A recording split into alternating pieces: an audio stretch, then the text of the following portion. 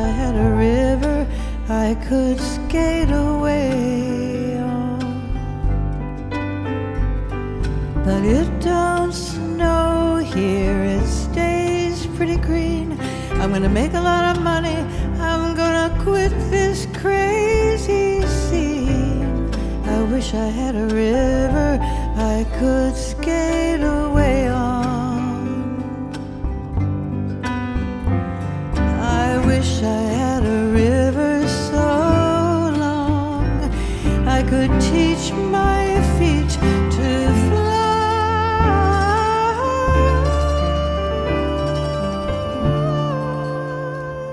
I wish I had a river I could skate away on. I made my baby cry.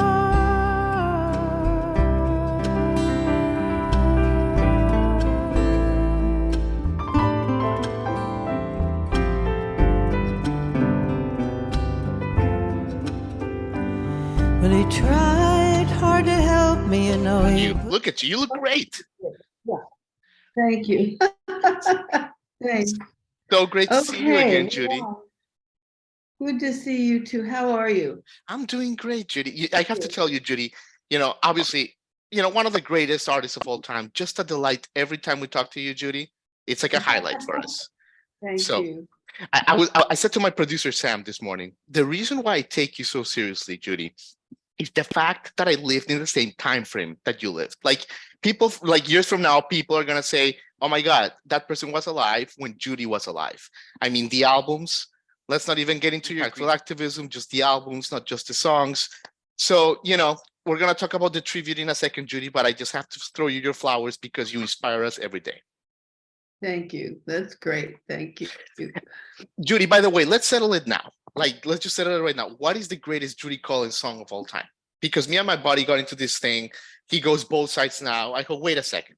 You're forgetting Albatross. Then he goes on, what about Send in the Clowns? And we just went on and on. What is the greatest Judy Collins song of all time, Judy?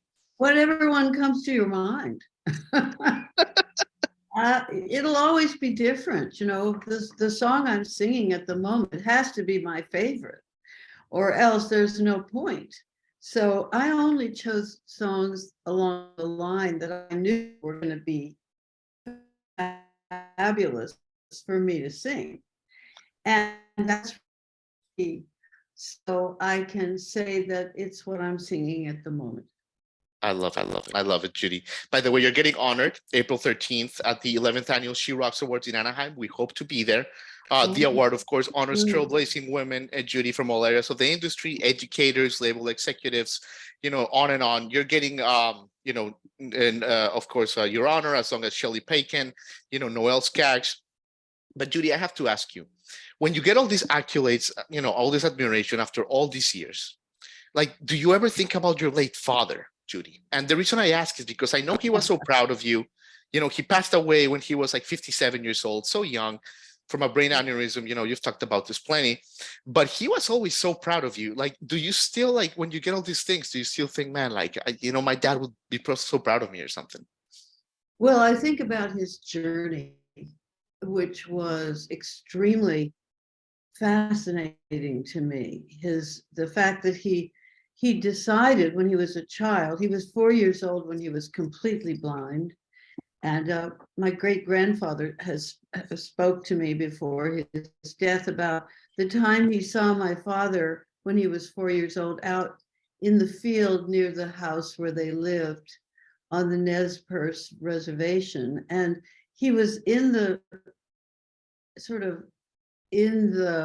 weeds, you would call it, or the grass, but he was clapping. And my great-grandfather said to him, "Charlie, what are you doing?" And he said, "I'm listening to the barn."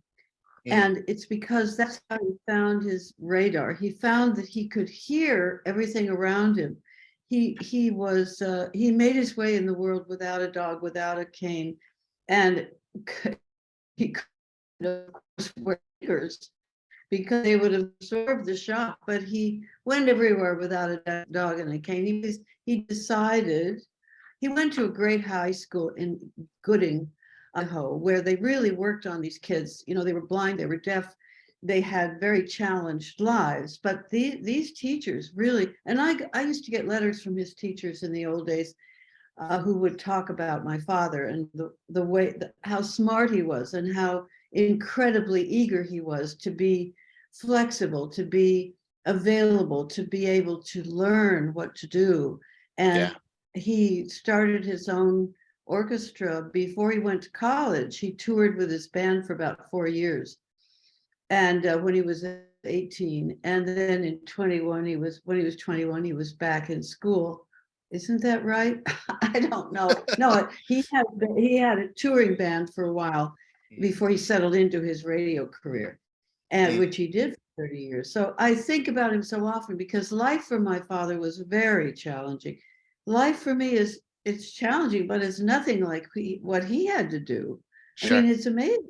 And the thing is that I've learned from my dad what to do to show up on time, to be committed to what I was doing, to choose the right songs, to not be settling for half measures, and not to be settling for what was wrong with the world, always to take action. You know, he's the person from whom I learned my activism. Yeah.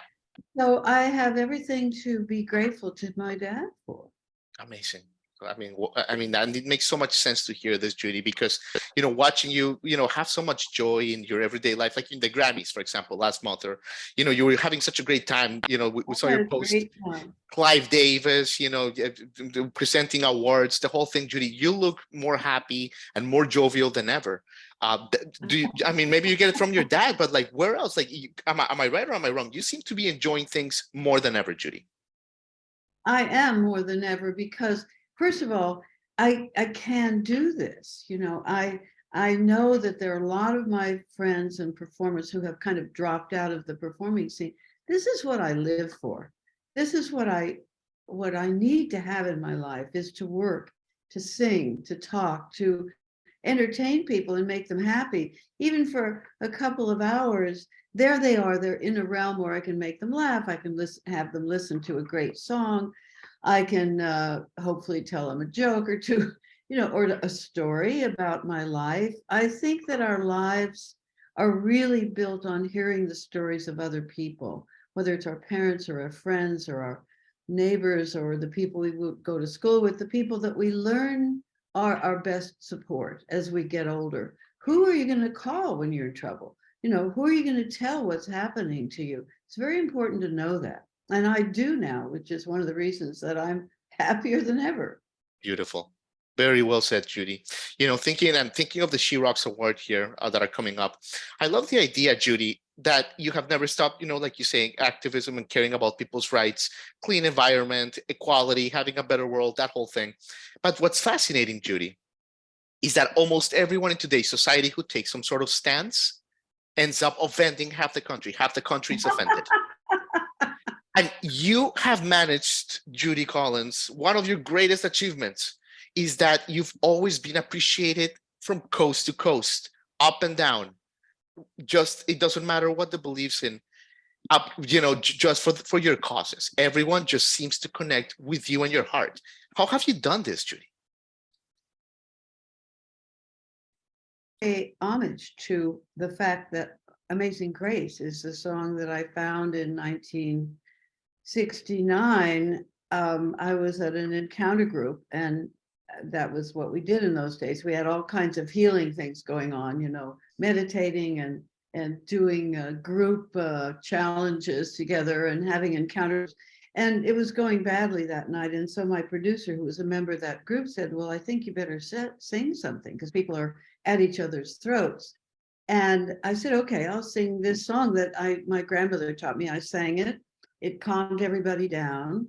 The next day he said, we have to record this. I went into a church on the campus of Columbia University, St. Paul's Chapel. And I recorded this song with a whole bunch of friends.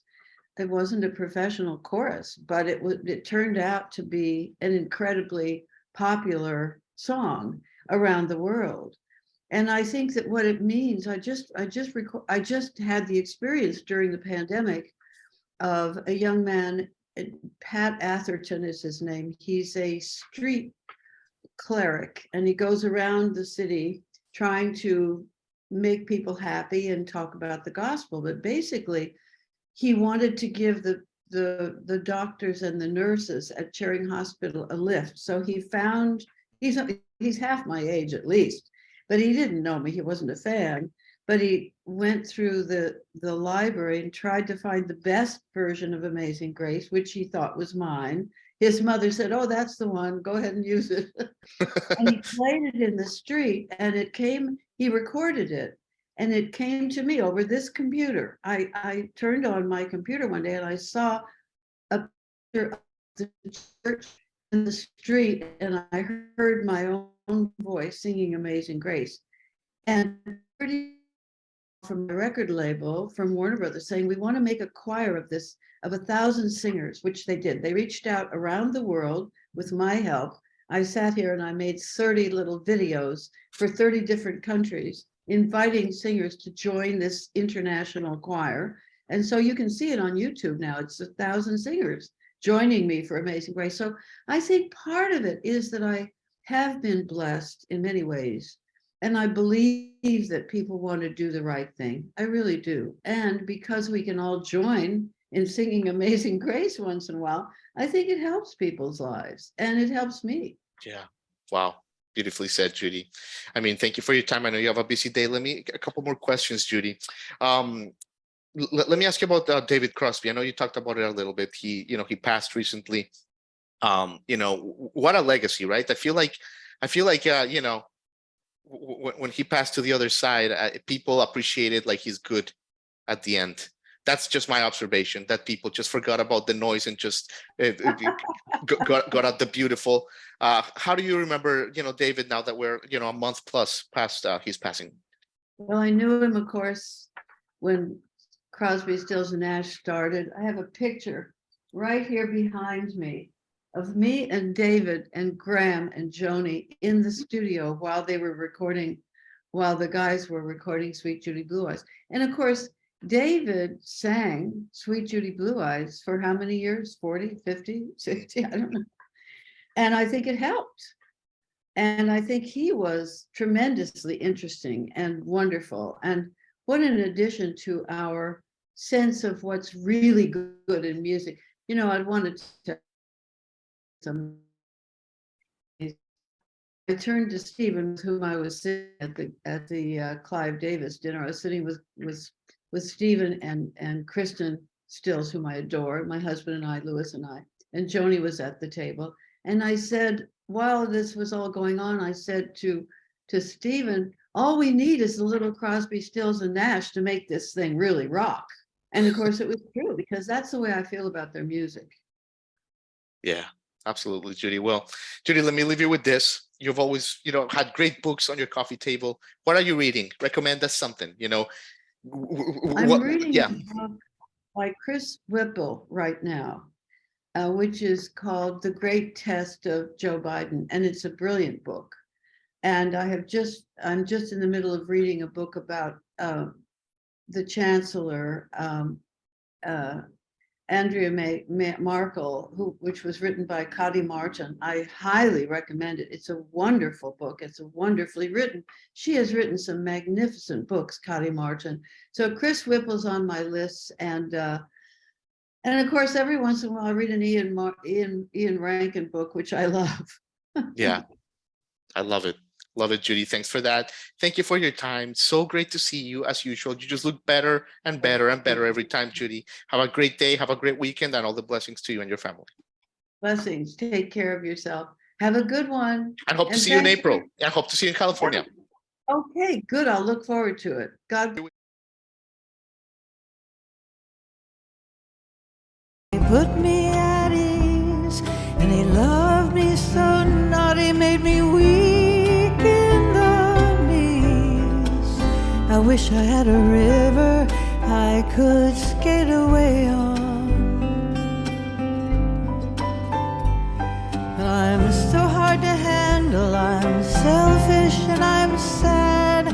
Now I've gone and left the best baby that I ever had. I wish I had a river I could skate away on.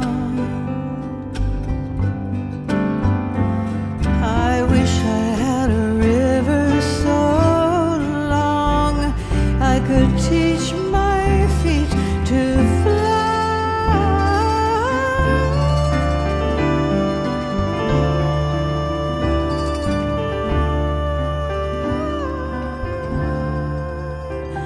Oh, I wish I had a river I could skate away on.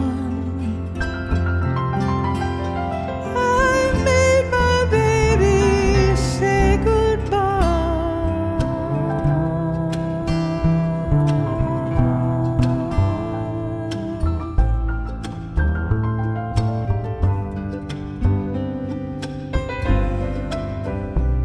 Well, it's coming on Christmas. They're cutting down trees. They're putting up reindeer and singing songs of joy and peace. I wish I had a river I could skate away on.